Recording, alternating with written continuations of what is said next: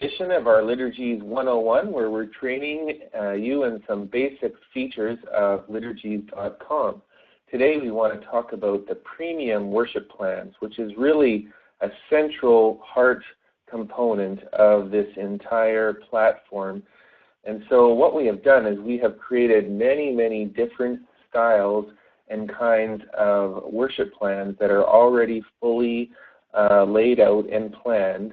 But as we're going to show you, they're not for you just to go and print out and work into your service. They're really geared to be a starting place at which you can go and edit them and personalize them, customize them, and make them great for your own worship service.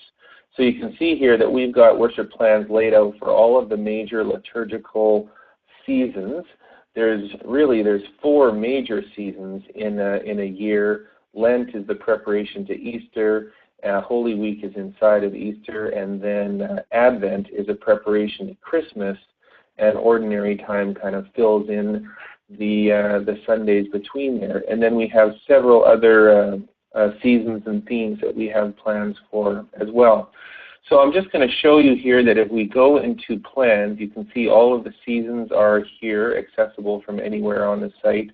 But we're first going to go into the plans and just kind of open up this area here. Hopefully it opens up. There we go.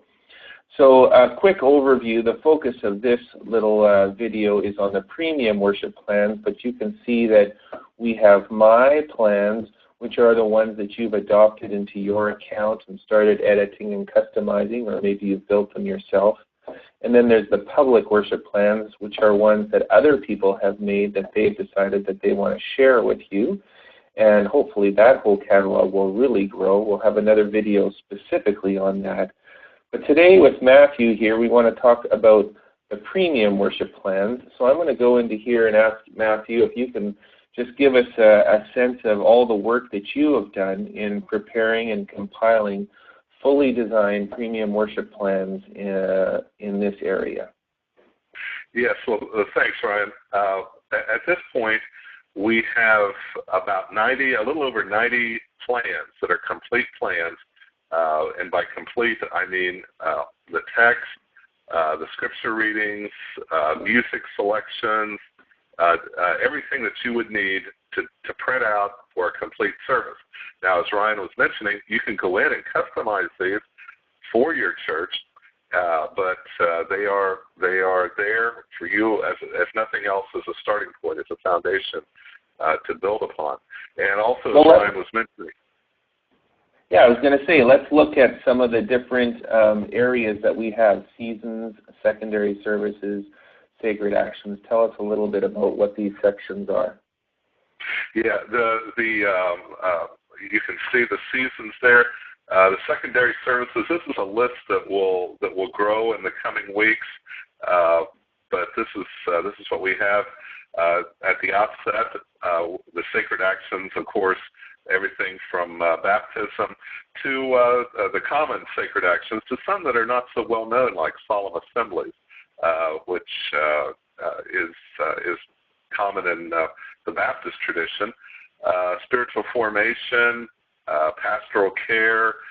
Some of these also are not complete services. Like, for instance, you see there a house blessing. That would not be a complete service. It would be a partial service that you could use as part of something broader, or just if someone in your congregation has asked you to come in and bless their new home. So the variety here is tremendous. It's not just complete services. It's not just from one tradition.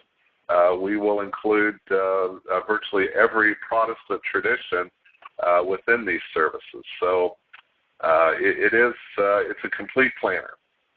Well, here I'm going narrowing down a little bit more just into the Christmas season, just as an example. So you can see that we've got a couple of Christmas services here that are fully designed. There will be more that are coming. So I'm just going to go as an example into Christmas days, just so that we can see what this looks like as we sort of narrow down from the plans, into the seasons, and into the Christmas season, and now I'm at the Christmas Day as a service.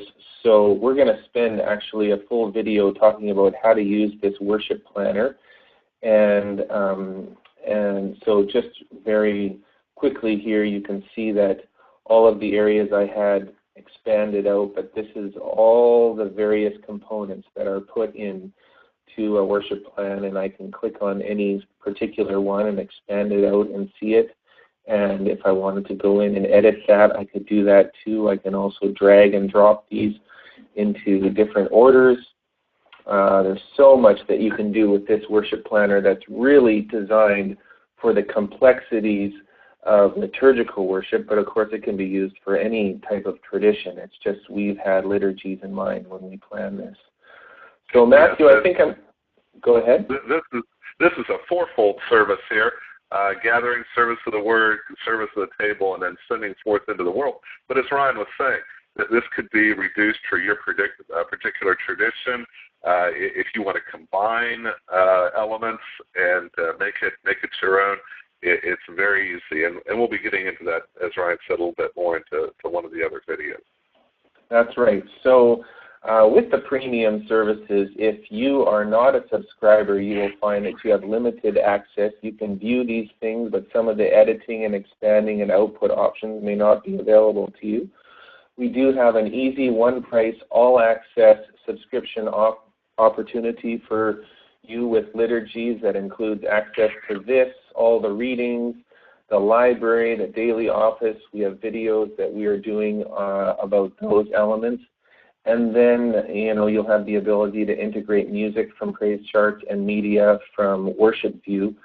So a tremendous tool, resource, and platform for building your worship services. And we hope that these premium worship plans that we make available will be a great start and a great resource for you in your worship planning.